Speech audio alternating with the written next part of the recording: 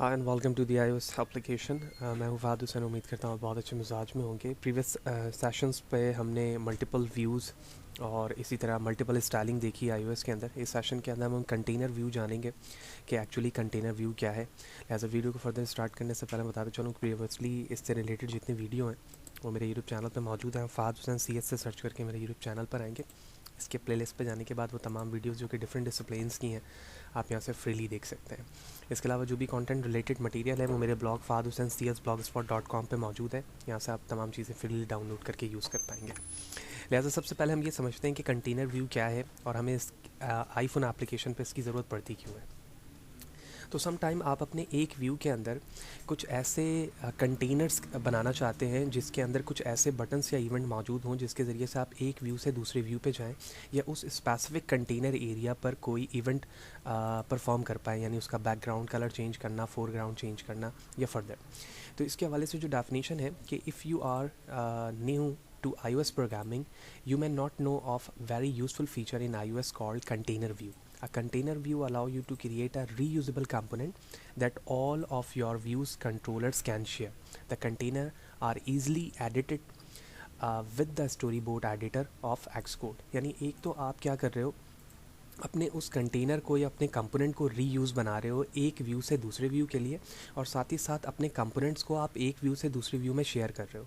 यानी मैं ये चाहूँ तो एक व्यू पर कंटेनर को इस्तेमाल करते हुए उसमें बटन या उसके इवेंट को यूज़ करते हुए किसी दूसरे व्यू को भी रिकॉल कर सकता हूँ या उसे फैच करके डिस्प्ले करवा सकता हूँ।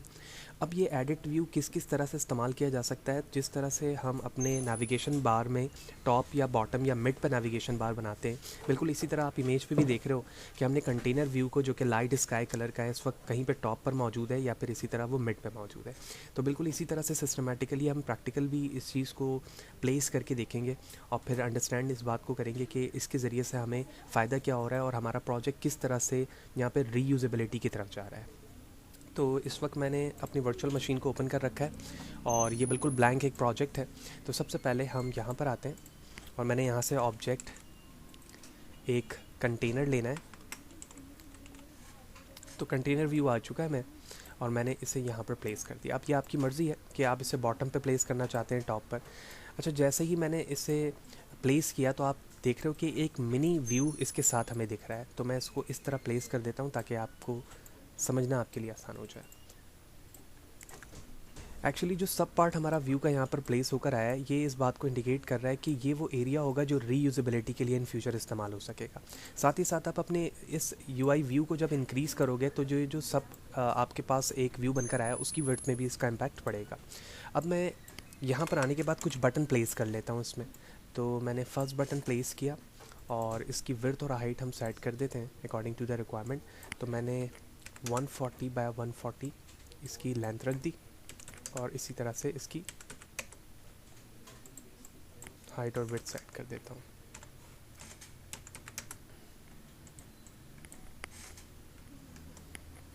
That's it. उसके बाद मैंने इसकी कॉपी बनानी है। तो मैंने विंडो के साथ सी करके विंडो वी किया, फर्स्ट कॉपी बन गई। इसी तरह एक और कॉपी बनाकर मैंने इसे इस तरह प्लेस कर दिया। अब प्रॉब्लम ये है यहाँ पर कि विड्थ काफ़ी ज़्यादा हो चुकी है, तो हम एक काम करेंगे, इसको हम डिलीट करके इसकी विड्थ थोड़ी और कम कर देते हैं लाइक दिस, और हाइट भी, क्योंकि ये इसको एडजस्ट नहीं कर रहा है। अब विंडो सी विंडो वी करके हम 3 बटन बिल्कुल वैसे ही प्लेस कर देते हैं जो हमें ज़रूरत थी, और आप देख रहे हैं कि सक्सेसफुली इसकी प्लेसमेंट हो चुकी है। अब आपकी मर्ज़ी, आप बटन पे इमेज लेकर आना चाहते हैं तो आपको पता है एसेट के फोल्डर में हमें इमेज ड्रॉप करना होता है और उसके बाद हम इसे यूज़ कर सकते हैं, जो हम प्रीवियस सेशन पे भी करते आए। तो इस पर क्लिक करने के बाद मैं इसकी प्रॉपर्टी पे जाकर इससे टेक्स्ट हटाता हूँ, और टेक्स्ट हटाने के बाद बैकग्राउंड इमेज पे यहाँ मैंने एक इमेज ली हुई है फ्लावर की, जो मैंने ये प्लेस कर दिया। इसी तरह सेकंड बटन पर मैंने बी इमेज लगाई, उससे टेक्स्ट हटा दिया, बैकग्राउंड पे लग गया, ठीक है। और इससे हमने टेक्स्ट हटा दिया, और इसी तरह से हम यहाँ पर तीसरी इमेज ले लेते हैं, उससे टेक्स्ट हटा देते हैं।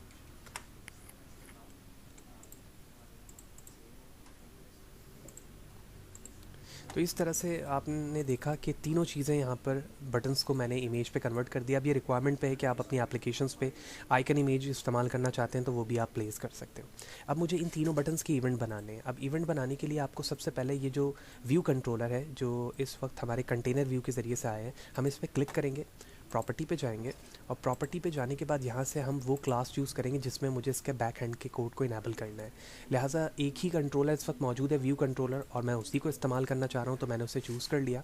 और साथ ही साथ हम इसकी एक आईडी दे देते हैं 1 2 3, ठीक है। आप कोई भी अल्फ़ाबेट लिख सकते हैं जिसके ज़रिए से हम इन फ्यूचर इसे कॉल करेंगे। उसके बाद हम डबल सर्कल पर जैसे क्लिक करेंगे, इसे क्लिक करने के बाद तो वो कंट्रोलर इनेबल हो जाएगा और हमारे सामने आ चुका है। तो मैं इसे नीचे प्लेस कर देता हूँ ताकि मैं इसके इवेंट बना सकूँ। That's it. अब मुझे इन तीनों बटन्स के इवेंट क्रिएट करने ताकि उसके ज़रिए से मैं जो अपने कंट्रोलर पे काम कराना चाहता हूँ वो कर सकूँ। तो पहले बटन को मैंने यहाँ पर ड्रॉप किया, फर्स्ट नाम रख दिया मैंने इसका action UI button. Similarly second event मैंने यहाँ पर ड्रॉप किया, एक्शन यूआई बटन, और इसका नाम रख दिया मैंने second. And this one is the last button here, I am going to create the event as well, और हमने इसका नाम रख दिया थर्ड। तो तीनों इवेंट हमारे बन चुके हैं यहाँ पर। अब सबसे पहले हम अपने पहले बटन को जंप करने के लिए इस्तेमाल करेंगे, यानी एक दूसरा व्यू कंट्रोलर होगा जिसके ज़रिए से हम इसे इनेबल करके सामने ला सकेंगे। जबकि सेकंड जो हमारा बटन है इसके ज़रिए से हम बैकग्राउंड चेंज करेंगे कलर्स के रिस्पेक्ट से, और थर्ड जो हमारा बटन है उसके ज़रिए से हम अलर्ट मैसेज शो करेंगे। तो मैं जूम करता हूँ ताकि मैं सेकंड बटन पे पहले काम कर लेता हूँ और थर्ड पे उसके बाद हम नया कंट्रोलर ऐड करेंगे या व्यू कंट्रोलर जिसके ज़रिए से फर्स्ट बटन को इनेबल करेंगे। तो मैंने कहा if self.view.background equal to UI color dot white.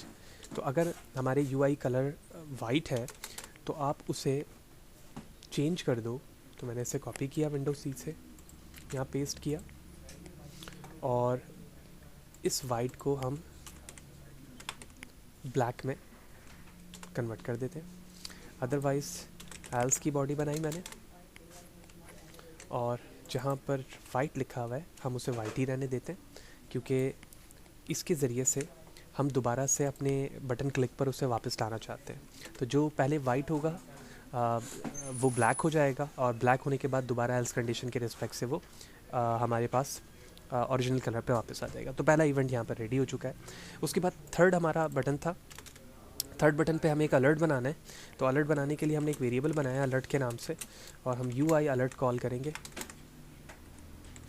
तो UI अलर्ट कंट्रोलर, और इसके डिफरेंट पैरामीटर्स आपको मिलेंगे। तो हम टाइटल स्ट्रिंग वाले पैरामीटर को यहाँ से लेंगे, और जो आप टाइटल बताना चाहते हो वो यहाँ पे लिखोगे। तो मैंने टाइटल पे लिख दिया अलर्ट, ठीक है।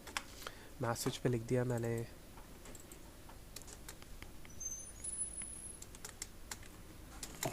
फहाद हुसैन CS, ठीक है। उसके बाद हमारे पास प्रेफर्ड स्टाइल है तो हम इसे अलर्ट पे ही रखते हैं। तो मैंने इसका नाम रख दिया यहाँ पे alert dot alert, that's it. तो पहला वेरिएबल अलर्ट रेडी हो चुका है। अब मैं इसे ऐड कराऊंगा। तो मैंने कहा ऐड एक्शन, और ऐड एक्शन के अंदर हमारे पास UI एक्शन आएगा। तो मैंने लिखा UI अलर्ट एक्शन, और इसके कुछ डिफरेंट पैरामीटर्स होंगे। तो आप देख रहे हैं टाइटल स्ट्रिंग UI अलर्ट वो सारी चीज़ें यहाँ पर आ चुकी हैं। तो हम इसमें टाइटल स्टाइल और हैंडलर को इस्तेमाल कर लेंगे। तो मैंने टाइटल पे लिख दिया ओके। स्टाइल आप कोई भी यूज़ कर सकते हैं जो हम ऑलरेडी डिस्कस भी कर चुके हैं। तो मैंने यहाँ पर डिफ़ॉल्ट ले लिया, और उसके बाद हमारे पास हैंडलर है जिसे हम यहाँ पर नील देंगे, और ब्रैकेट क्लोज कर दिया। And last self dot present करेंगे हम अपने अलर्ट को, और इसके लिए हम अपने वेरिएबल को कॉल करेंगे अलर्ट, एनिमेशन को ट्रू करेंगे, and last completion will be nil, here it is. तो इस तरह से बेसिक हमारा एक अलर्ट रेडी हो चुका है यहाँ पर, जो इस क्लिक इवेंट के बेस पर चलेगा।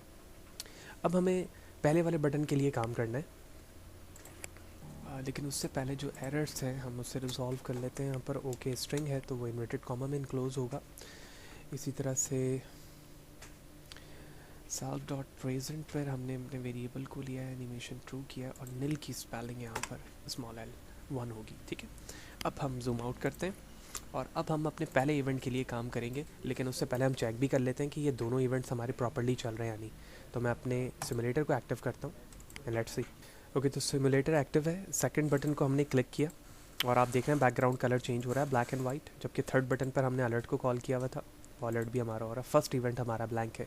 अब फर्स्ट इवेंट को या फर्स्ट बटन पर हमारी लॉजिक ये थी कि हम ये चाहते हैं कि मैं एक कंट्रोलर से, जो हमारा ये पहला है व्यू कंट्रोलर, इसके ज़रिए से मैं दूसरे व्यू कंट्रोलर को कॉल करूं और इस बटन क्लिक पर वो चीज़ें सामने आए। लिहाजा इसके लिए हम एक व्यू कंट्रोलर ऐड कर लेते हैं।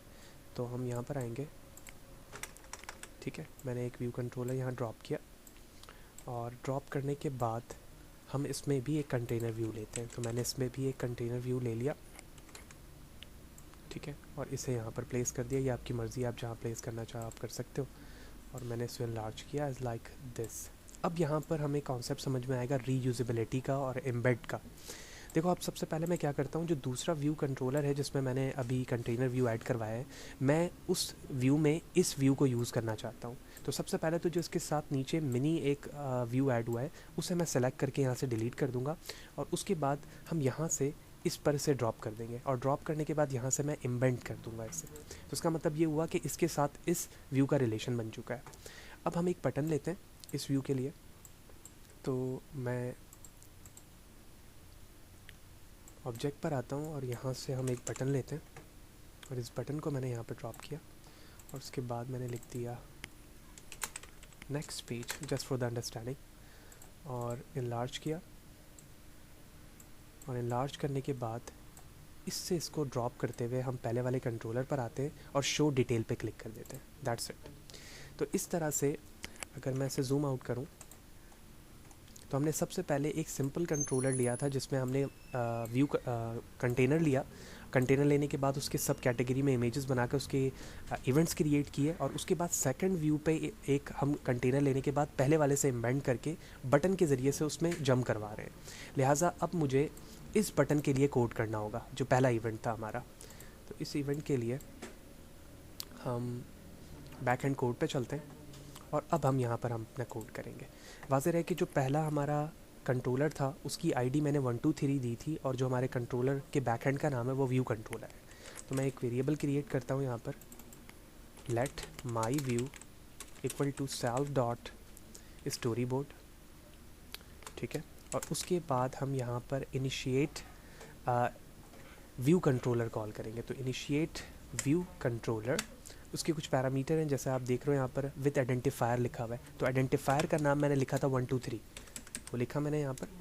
उसके बाद हम ब्रैकेट से बाहर आएंगे और मैंने लिखा एज व्यू कंट्रोलर जो मेरे क्लास का नाम है और उसके बाद इसे शो करवा दूंगा। तो self dot present my view animation true and completion nil. That's it. तो एक दफ़ा मैं वेरीफाई कर लेता हूँ इस चीज़ को कि हमारे पास जो आइडेंटिफायर नेम है क्या वो 1 2 3 है। तो मैं इसे कैंसिल करके अपने पहले कंट्रोलर पर आता हूँ।